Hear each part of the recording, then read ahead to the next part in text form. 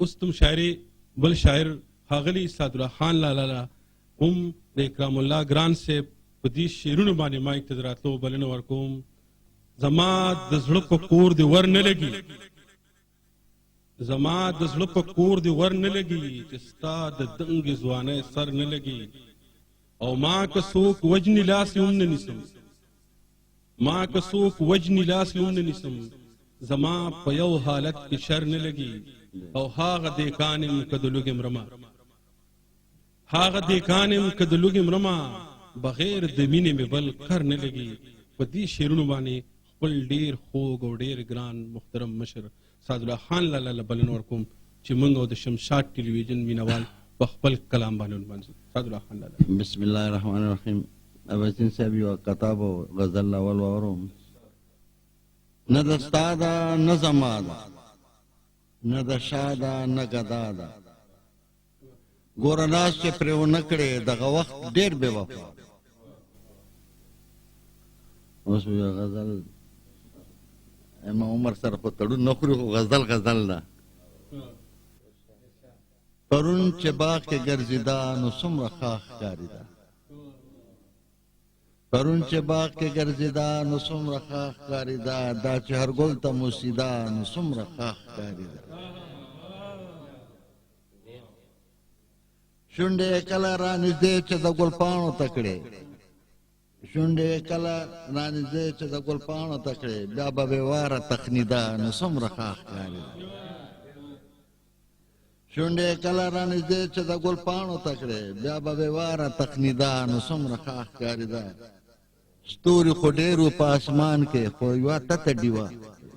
اباسین صاحب ستوري خو ډېر وو په اسمان کې، خو دا تته ډیوه چې په یو قبر بلیده نو څومره ښه لګېده. ستوري خو ډېر وو په اسمان کې، خو دا تته ډیوه چې په یو قبر بلیده نو څومره ښه ښکارېده. او سترګې سرې لکه د میو شوګیرو وهلي، سترګې سرې لکه د میو شوګیرو وهلي، سهر له خوبه زنګېده نو څومره ښه ښکارېده. سهر له خوبه زنګېده نو څومره. پوه یې پرې نه شوم آینې ورته چې څه وویل، پوه یې پرې نه شوم آینې ورته چې څه وویل، دا چې له ځانه شرمېده نو څومره ښه ښکارېده. پوه یې پرې نه شوم آینې ورته چې څه وویل، دا چې له ځانه شرمېده نو څومره ښه ښکارېده. او هلته سپوږمۍ د څوارلسمې په اسمان کې دلته، هلته سپوږمۍ د څوارلسمې په اسمان کې دلته، دا چې په بام به ودرېده نو څومره ښه ښکارېده. هلته سپوږمۍ د څوارلسمې په اسمانو دلته، دا چې په بام به ودرېده نو څومره ښه ښکارېده. اخري شعر ده. څه یې ویلو چې خبره یې په خوله نه راتله، څه یې ویلو چې خبره یې په خوله نه راتله، بس که بې واره رپېده نو څومره ښه ښکارېده.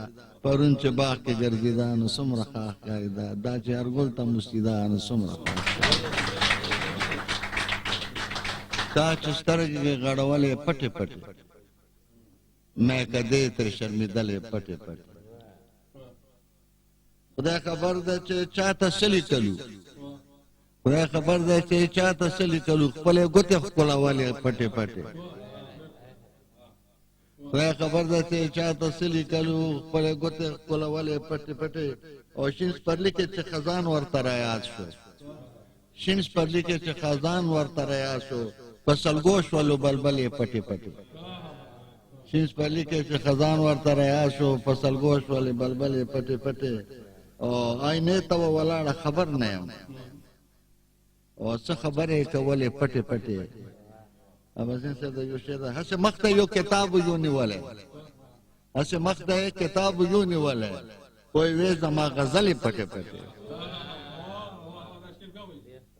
هسې مخ ته یې کتاب یو نیولی، کوی وې زما غزلې پټې پټې، دا چې سترګې غړولې پټې پټې.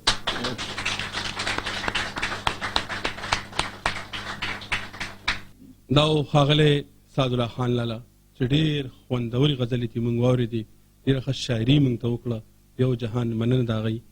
اوس د مشاعرې بل شاعر خپل ډېر خوږ او ګران مشر چې په لر او بر کې ټول پښتانه پیژني، موږ ټول پښتانه په هغه ویاړ کوو چې پښتو ژبې او پښتون وطن داسې نازولي خلک داسې اتلان زیږولي دي د لر او بر ټول خلک هغوی پېژني د هغه نوم د هغه پېژنګلو را مزید په دې کې د څه ویلو ضرورت نشته. پروفیسر اباسین صاحب له هم د هغه په دې شعرونو باندې مایک ته د راتلو بلنه ورکوم. څوک چې لاسونه تپوي او قدمونه اخلي، څوک چې لاسونه تپوي او قدمونه اخلي، زما اولس په پټو سترګو په هغو پسې ځي. نور به تاریخ په خپلو وینو باندې نه لیکمه چې د شملو ښاغلي نن په لوپټیو پسې ځي او د اباسین غاړې له راشه چې زړګی د یخ شي. د اباسین غاړې له راشه چې زړګی د یخ شي، اوبه په تږي پسې نه تږې اوبو پسې ځي. په دې شعرونو باندې پروفیسر اباسین یوسفزي صاحب له بلنه ورکوم چې موږ په خپل کلام باندې ومانځي. پروفیسر اباسین یوسفزي صاحب. څوک به څه شي په آرام چې بدن سوځي، څوک به څه شي په آرام چې بدن سوځي، د وطن نه لوګی خیږي وطن سوځي. څوک به څه شي په آرام چې بدن سوځي، د وطن نه لوګی خیږي وطن سوځي. او مونږ د خپل دوتر بدبخته زمیدار یو، مونږ د خپل دوتر بدبخته زمیدار یو، د مهنت فصل مو تل په درمن سوځي. مونږ د خپل دوتر مهرباني، مونږ د خپل دوتر بدبخته زمیدار یو، د مهنت فصل مو تل په درمن سوځي. او د چمن وړې وړې تنکۍ غندلې، د چمن وړې وړې تنکۍ غندلې، سبا کله سمسورېږي چې نن سوځي. او مهرباني داسې ښې په تیارو کې لاره وینې، داسې ښې په تیارو کې لاره وینې، اباسینه په رڼا کې د تن سوځي. او بله څلوریزه ده چې په ولس باندې له قدر له غم راشي، چې په ولس باندې له قدر له غم راشي، زما د زړه په دواړو سرو سترګو کې نم راشي. او سړي کې یې زه محسوسومه لکه بریښ د اسمان، سړي کې یې زه محسوسومه لکه بریښ د اسمان، چې د وطن په نرۍ ملا کې چرته خم راشي. مهرباني. او بله یو کته ده چې که چرې ویني اخر څه به ویني، که چرې ویني اخر څه به ویني، چې ورځ به ویني او که شپه به ویني. ما له د دې غمه اوس خوب نه راځي، که چرې ویني اخر څه به ویني، چې ورځ به ویني او که شپه به ویني. ما له د دې غمه اوس خوب نه راځي، چې ړوند به خوب ویني که نه به ویني. مهرباني د غزل مطلب دی چې دنګ سروې ورته خم شي داسې دی، دنګ سروې ورته خم شي داسې دی، محفلونه ورته دم شي داسې دی، دنګ سروې ورته خم شي داسې دی، محفلونه ورته دم شي داسې دی.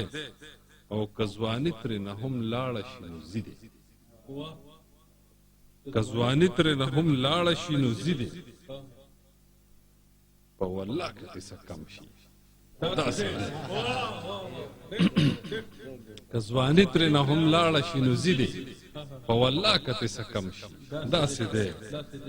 او د ښایست یې نه ثاني شته نه جواب شته، د ښایست یې نه ثاني شته نه جواب شته، لکه راګ چې مجسم شي داسې دی.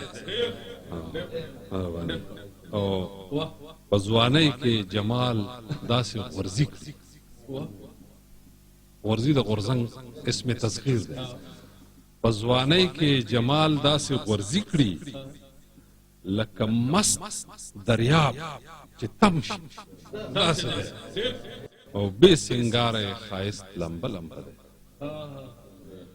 بې سنګاره ښایست لمبه لمبه دی، د خپل ځان را سره غم شي داسې دی بې سنګاره ښایست لمبه لمبه دی د خپل ځان را سره غم شي داسې دی او اباسین هم په خپل حسن ډېر غره دی اباسین هم په خپل حسن ډېر غره دی دی یې مخې ته مدهم شي داسې دی دنګې سروې ورته خم شي داسې دی محفلونه ورته دم شي داسې دی